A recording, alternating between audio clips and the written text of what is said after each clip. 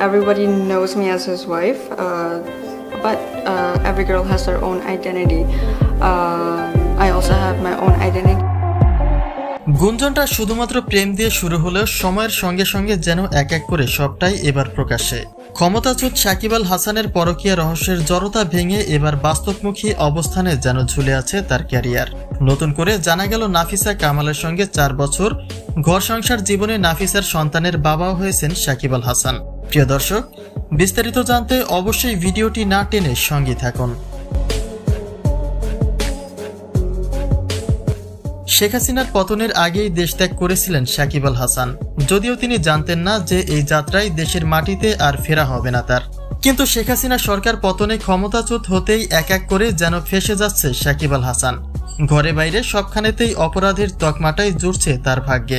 বিশেষ করে নাফিসা কামালের সঙ্গে তার অবৈধ প্রেমের রঙ্গলীলার কুফল আজ প্রভাব ফেলেছে তার ব্যক্তিগত সংসার জীবনেও।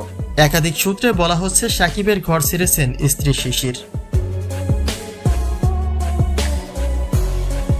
ঘনিষ্ঠ কিছু সূত্র এমনটাই বলছে 4 বছর আগে নাফিসাকে বিয়ে করেছেন সাকিব আল হাসান।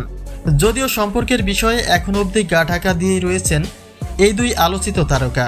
যে খবরের শুরুতে শিশিরের একটা কাণ্ড আরও নিশ্চিত করে যে সাকিবের সঙ্গে সম্পর্ক নিয়ে দ্বিধাদ্বন্দ্বের মাঝে রয়েছেন স্ত্রী শিশির।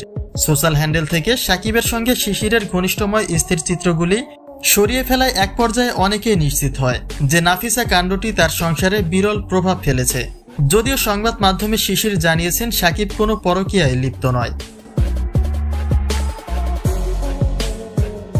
এদিকে সেই প্রেমের গুঞ্জনটি ডালপালা ছড়িয়ে বিয়ে, দেশের বাইরে ঘর সংসার এবং সন্তান পর্যন্ত গড়িয়েছে।